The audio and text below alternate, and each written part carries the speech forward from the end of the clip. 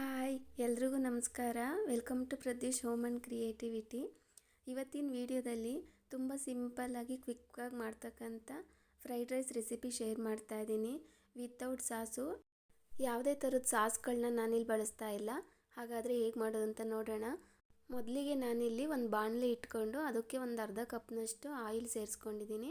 ಹಾಗೆ ಆಯಿಲ್ ಸ್ವಲ್ಪ ಬಿಸಿ ಆದಮೇಲೆ 1 ಸ್ಪೂನ್ ಜೀರಿಗೆ, 1 ಸ್ಪೂನ್ ಸೋಂಪು ಹಾಕ್ಕೊಂಡು ಅದು ಸ್ವಲ್ಪ ಸಿಡಿದ ಮೇಲೆ ಚಿಕ್ಕದಾಗಿ ಹೆಚ್ಕೊಂಡಿರ್ತಕ್ಕಂಥ ಹಸಿಮೆಣ್ಸಿನ್ಕಾಯಿನ ಸೇರಿಸ್ಕೊಂಡು ಅದು ಸಹ ಫ್ರೈ ಮಾಡ್ಕೊಂಡಿದ್ದೀನಿ.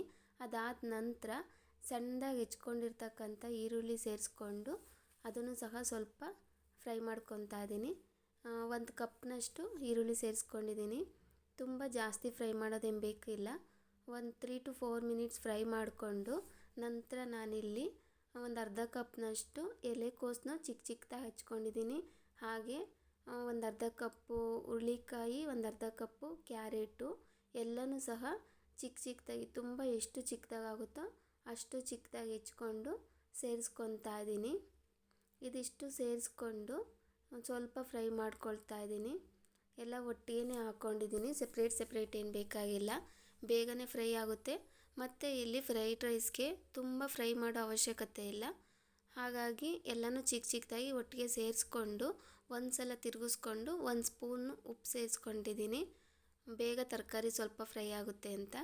ಅಷ್ಟನ್ನು ಸೇರಿಸ್ಕೊಂಡು ಒಂದು ಸಲ ಚೆನ್ನಾಗಿ ಮಿಕ್ಸ್ ಮಾಡಿಕೊಂಡು 1-2 ಮಿನಿಟ್ಸ್ ಆದಮೇಲೆ ನಾನಿಲ್ಲಿ 2 ಸ್ಪೂನ್ನಷ್ಟು ಶುಂಠಿ ಬೆಳ್ಳುಳ್ಳಿ ಪೇಸ್ಟನ್ನು ಸಹ ಸೇರಿಸ್ಕೊಂಡಿದ್ದೀನಿ. ಮೊದಲೇ ಪೇಸ್ಟ್ ಹಾಕ್ಬಿಟ್ರೆ ಬೇಗ ತಳ ಹಿಡಿಯುತ್ತೆ. ಅದಕ್ಕೆ ತರಕಾರಿ ಹಾಕ್ಕೊಂಡು ಅದು ಸ್ವಲ್ಪ ಫ್ರೈ ಆದಮೇಲೆ ಈ ಥರ ಪೇಸ್ಟ್ ಸೇರಿಸ್ಕೊಂಡು ಇದನ್ನು ಸಹ ಮಿಕ್ಸ್ ಮಾಡ್ದಲೇ 1-2 ಮಿನಿಟ್ಸ್ ಬಿಟ್ಟು ಚೆನ್ನಾಗಿ ಫ್ರೈ ಮಾಡಿಕೊಂಡು ಅದಾದ ನಂತರ ತರಕಾರಿನೆಲ್ಲ ಪೇಸ್ಟ್ ಜೊತೆ ಚೆನ್ನಾಗಿ ಮಿಕ್ಸ್ ಮಾಡ್ಕೊತಾ ಇದ್ದೀನಿ. ಒಂದು 3 to 4 ಮಿನಿಟ್ಸು ಫ್ರೈ ಮಾಡಿಕೊಂಡ್ರೆ ಸಾಕು. ಅದಾದಮೇಲೆ ರೋಸ್ಟ್ ಮಾಡಿ ಪೌಡ್ರ್ ಮಾಡಿರ್ತಕ್ಕಂಥ 1 ಸ್ಪೂನ್ ಜೀರಿಗೆ ಪೌಡರು, ಹಾಗೆ 1 ಸ್ಪೂನ್ ಗರಂ ಮಸಾಲ ಮತ್ತು 1 ಸ್ಪೂನು ಉಪ್ಪನ್ನು ಸೇರಿಸ್ಕೊಂಡು ಒಂದು ಸಲ ಚೆನ್ನಾಗಿ ಮಿಕ್ಸ್ ಮಾಡ್ಕೊತಾ ಇದ್ದೀನಿ. ಇದಕ್ಕೆ ಫ್ರೈಡ್ ರೈಸ್ಗೆ ತರಕಾರಿ ಎಲ್ಲ ತುಂಬ ಫ್ರೈ ಮಾಡಬಾರ್ದು. ಜಸ್ಟು ಒಂದು ಹಾಫ್ ಬಾಯಿಲ್ ಆಗೋ ಥರ ಫ್ರೈ ಮಾಡಿಕೊಂಡ್ರೆ ಸಾಕು. ಅದನ್ನು ಒಂದು 3 ಮಿನಿಟ್ಸ್ ಈ ಥರ ತಿರುಗಿಸ್ಕೊಂಡಿದ್ದಾದಮೇಲೆ ಒಂದು ಸ್ವಲ್ಪ ಕೊತ್ತಂಬರಿ ಸೊಪ್ಪನ್ನು ಸೇರಿಸ್ಕೊಂಡು ಒಂದು ಸಲ ಚೆನ್ನಾಗಿ ಮಿಕ್ಸ್ ಮಾಡ್ಕೊತಾ ಇದ್ದೀನಿ. ಇಷ್ಟ ಆದರೆ ಸಾಕು.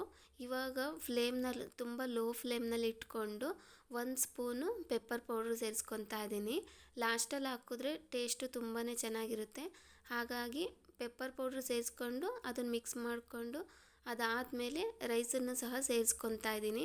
ನಾನಿಲ್ಲಿ 1 ಗ್ಲಾಸಷ್ಟು ಅಕ್ಕಿನ ರೈಸು ಮಾಡಿಟ್ಕೊಂಡಿದ್ದೆ, ಅದಷ್ಟು ಫುಲ್ಲು ಸೇರಿಸ್ಕೊಂಡು ಚೆನ್ನಾಗಿ ಮಿಕ್ಸ್ ಮಾಡ್ಕೊತಾ ಇದ್ದೀನಿ ಅಷ್ಟೇ. ನಾನಿಲ್ಲಿ ಯಾವುದೇ ಥರದ್ದು ಹೊರಗಡೆಯಿಂದ ತರ್ತಕ್ಕಂಥ ಪೌಡ್ರ್ ಆಗಿರಲಿ, ಸಾಸ್ ಆಗಿರಲಿ ಏನೂ ಬಳಸೋದಿಲ್ಲ.